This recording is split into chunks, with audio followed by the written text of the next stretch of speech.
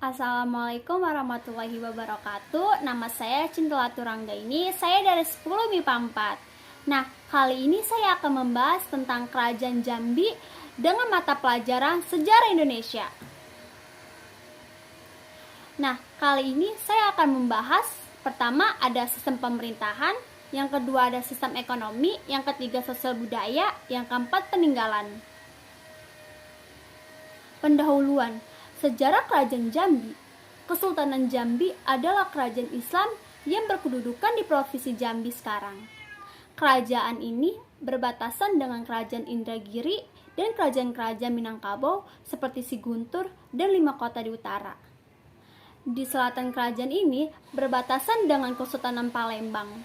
Jambi juga mengendalikan Lembah Kerinci, meskipun pada akhirnya masa kekuasaan nominal ini tidak lagi dipedulikan.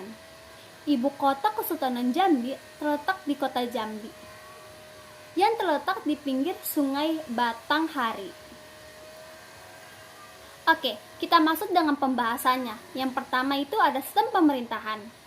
Penambahan kota baru berkuasa sekitar tahun 1590, lalu digantikan oleh Pangeran Geda yang memiliki gelar Abdul Qahar di tahun 1615.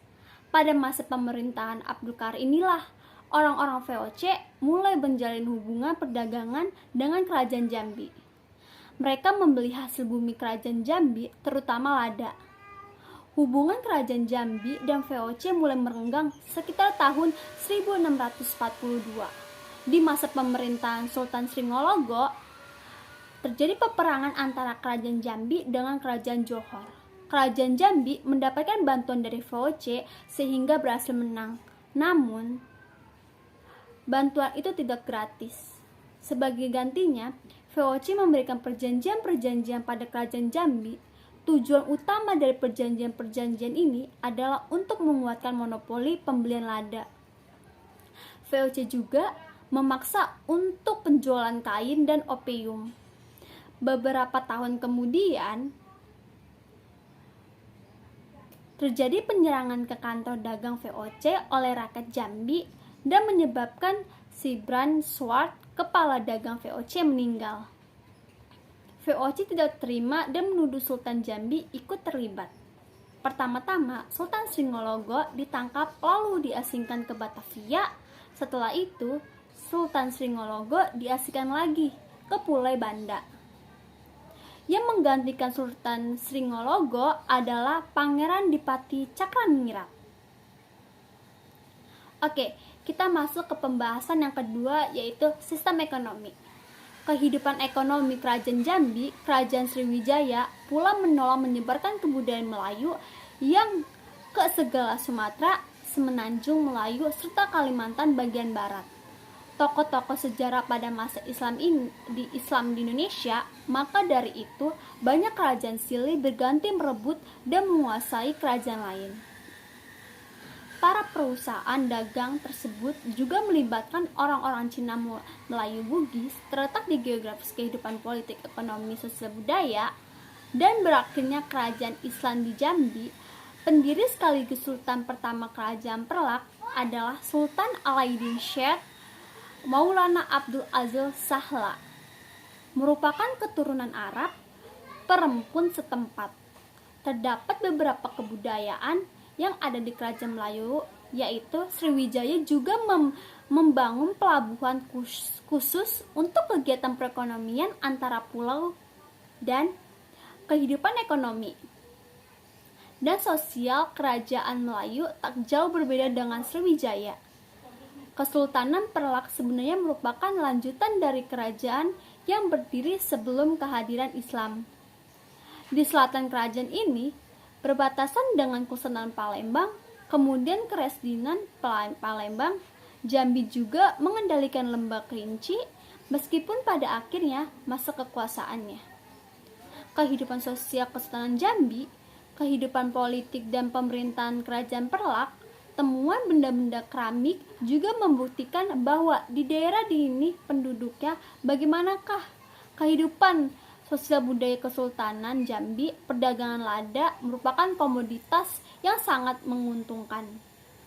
Lokasinya diperkirakan terletak di selatan Kabupaten Sawalunto, Sumatera Barat, dan di utara Jambi.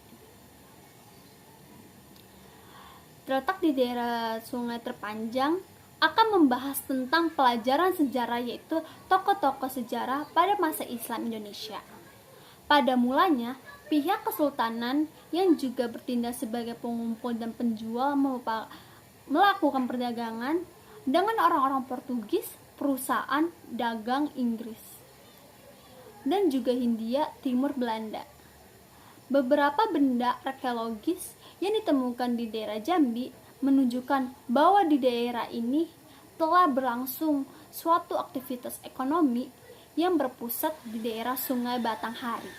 Farida melanjutkan pihak Sultan Palembang mengendalikan peniagaan dan pajak sebagai pemasukan negara. Mereka menjalankan sistem timbang dan tukong. Yang pertama itu berarti penukaran wajib barang-barang yang dihasilkan dari daerah pedalaman dengan barang-barang impor.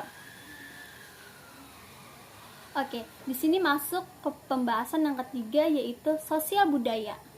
Menurut buku Sejarah Kebangkitan Nasional Daerah Jambi, perkembangan seni budaya di wilayah Kesultanan Jambi pada umumnya merupakan kelanjutan dari masa sebelumnya. Hanya saja untuk beberapa hal terdapat kreasi baru seperti dalam musik dan tari. Sedangkan jenis seni budaya Kesultanan Jambi meliputi yang pertama ada seni ukir bunga tampuk dan manggis, ukir akar Cina, ukir tawang. Yang kedua ada seni tari dan lagu, tari tau, tari nan belambai. Yang ketiga ada seni kriya. Oke, kita masuk pembahasan yang terakhir, yaitu peninggalan kerajaan Jambi. Yang pertama ada Makam Taman Rajo-Rajo. Makam Taman Rajo-Rajo berlokasi di Kelurahan Kampung Baru, Kecamatan Legok, Jambi. Kompleks pemakaman ini menjadi tempat peristirahatan terakhir bagi beberapa raja Kesultanan Jambi.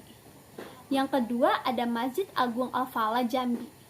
Masjid Agung Al-Falah Kota Jambi yang terkenal dengan sebutan Masjid 1000 Tiang dibangun pada tahun 1971 dan selesai pada tahun 1980.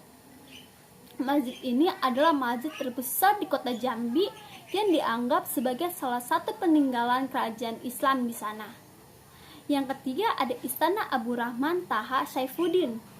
Istana Abu Rahman Taha Saifuddin terletak di Tanah Garo, Kecamatan Muara Tabir, Kabupaten Tebo, Jambi. Bangunan ini merupakan bekas istana kerajaan peninggalan Sultan Taha Saifuddin, pengusaha terakhir Kesultanan Jambi yang meninggal pada tahun 1904 dalam pertempuran melawan Belanda. Yang keempat, yang terakhir, yaitu ada Rumah Batu Olak Kemang. Rumah Batu Olak Kemang terletak di Kelurahan Olak Kemang, Kecamatan Danau Teluk, Kota Jambi. Bangunan ini merupakan kediaman Syahid Idrus bin Hasan Al-Jufri atau Pangeran Wirokusumo, seorang keturunan Yaman, mendapat kedudukan penting di Kesultanan Jambi. Sekian, terima kasih pembahasan dari saya. Kurang lebihnya mohon maaf jika ada kesalahan. Wassalamualaikum warahmatullahi wabarakatuh.